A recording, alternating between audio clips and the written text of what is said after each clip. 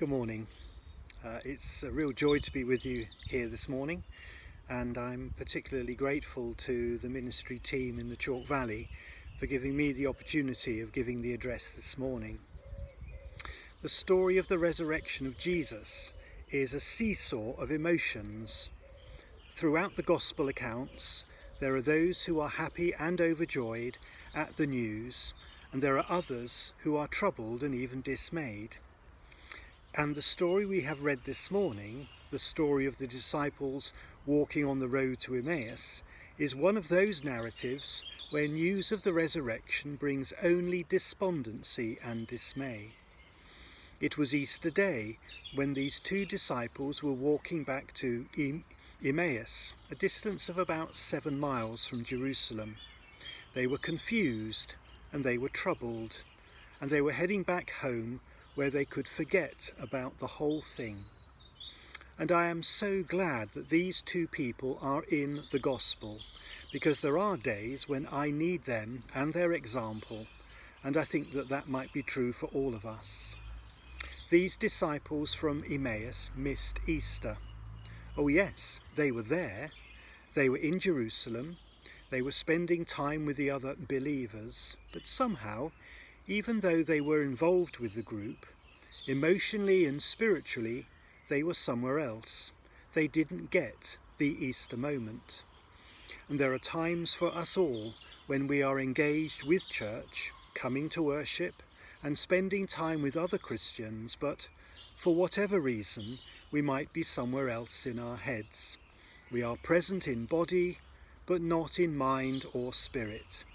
And that is why we need the example of the Emmaus Road, because no matter where they were in their emotions, no matter how spiritually low they felt, the risen Christ came alongside and walked with them.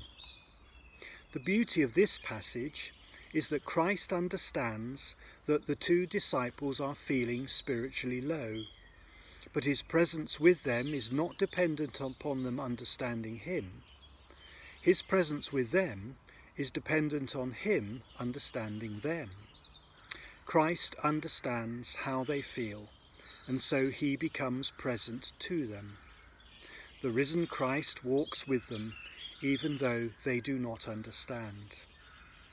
Right from the beginning, in the story of the Garden of Eden, where God goes looking for Adam and Eve, right through to the end of the Bible, in the book of Revelation, where the risen Christ says, "Behold, I stand at the door and knock," the story of our salvation is one of God seeking after us.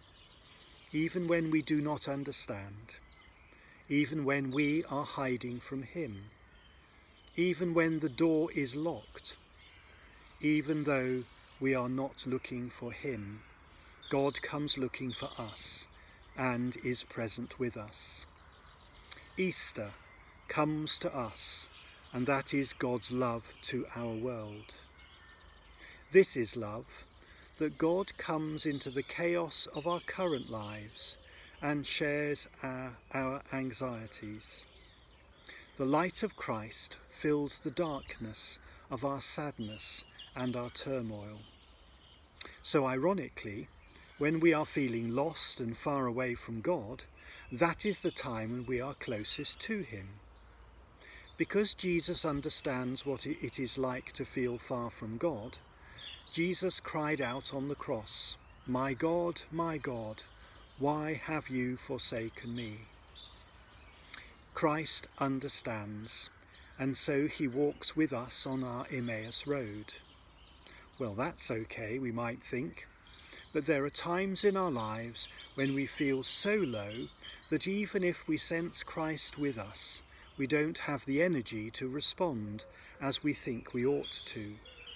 But again, this passage gives us real hope, because Christ's continued presence with the two disciples was not dependent even on their response.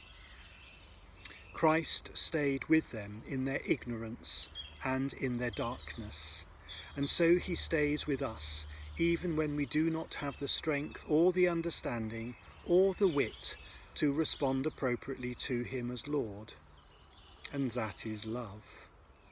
And if we need any further confirmation of this love to us, the circumstances of the appearances of the risen Christ gives us that, because the risen Christ in these Easter stories always appears in the mundane, ordinary circumstances of life. Christ appears to the women when they were working through grief.